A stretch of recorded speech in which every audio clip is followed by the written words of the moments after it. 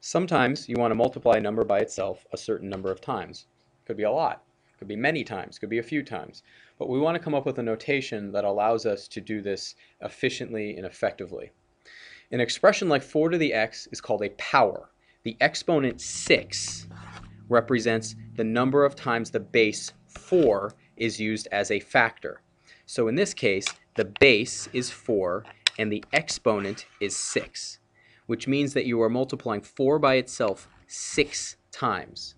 This is actually a pretty big number. It's 4,096. Sometimes you have to write out the exponential form in words. 10 with a 1 in the exponent is just said to be 10 to the first, and that's equal to 10. 4 with 2 in the exponent is called 4 squared, and that's written as 4 times 4, 4 times itself twice. Then you have 5 with a 3 in the exponent, which is 5 cubed, or 5 to the third is another way to say it, and that's just 5 times 5 times 5. Sometimes you need to evaluate exponential expressions, and there's some subtle differences that make a big difference. So, for example, we have 2 times x to the third. Note that that's 2 times x to the third. The 2 is not being raised to the third power, just the x. So what does that mean? You're doing 2 times 4 to the third power, which is 2 times 4 times 4 times 4. I'm just putting the parentheses in there for clarity. So if you multiply that out, 2 times 4, you don't really have to have the parentheses, but you can multiply it out now and get 8 times 4 times 4. You got the 8 because it's 2 times 4. And then you have 8 times 16. Now you might break your calculator out to do that, but I'd like you not to. This is the same thing as 8 times 10 plus 8 times 6. And that works because 10 plus 6 is 16. This is 80 plus 48, so you end up with 128. This second expression looks pretty similar, but it actually is pretty different.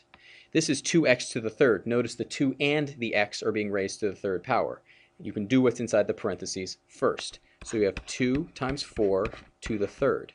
This is the same thing as 8 to the third, which is 8 times 8 times 8, which is a pretty big number, 512. If you wanted to try to do that without a calculator, you could try doing 8 times 8, which is 64, and just bring down the 8.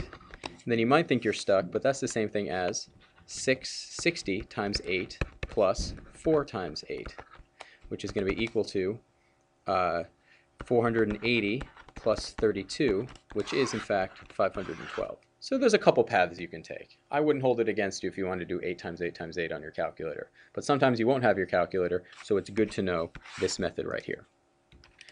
Sometimes you need to go from the writing an expression, a written expression, to the exponential form. 2 cubed simply means 2 times itself 3 times, which is 2 to the third.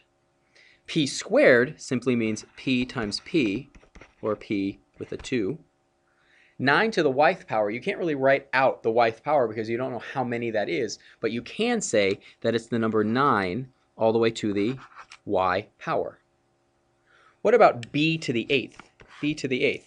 How many times do you multiply b by itself? Well, it's 8 times. And you'll notice that this gets pretty long, 5, 6, 7, 8, pretty quick. And it's a lot easier to write b to the 8th. That's one reason why it's much easier to write the exponent sometimes. On this next one, you need to count how many 3's you have and how many y's. I see 4 3's, so it's going to be 3 to the 4th times y. 3 to the 4th, you should know, is 9 times 9 is 81y. What about just t times t? That's going to be... Sometimes you need to evaluate expressions that have more than one variable contained in them. The key is just to make sure you plug in the numbers in the right place. In this case, x is plugging in right there, so that's going to be 5 plus y equals 3 right there, so it's 5 plus 3, and it's going to be squared. So that's going to be 8 squared, which is 8 times 8, which is 64. In the next example, m is equal to 25. You plug that in right there, so you get 25 minus, and then you have a different value for n. N is 4, and it's 4 squared. You need to do the 4 squared first, so you end up with 25 minus 16. Sometimes you're going to be given a word problem that you need to turn into an exponent and then solve. Each dimension of the cubical storage space inside a fireproof safe is 12 inches. What is the volume of the storage space? Well, if you have a three-dimensional shape with all 90-degree angles, so a box like this, you could then label the side lengths. This is a cube. The volume of a box is going to be base times length times height, but in this case all of them are equal, so you could say base is equal to length is equal to height. Let's just pick one of them and do the substitution. Let's pick base, so it's going to be base times base times base because they're all the same, which is base to the third. In this case, you know that the base is equal to 12. So 1,728. The last thing that's important to note is the units. Each of these lengths right here is a distance in inches. So you have inches times inches times inches. So the units will be inches cubed. Cubic inches for volume when you have side lengths that are inches. I hope you found this video entertaining and that I hope you learned something, and I'm sorry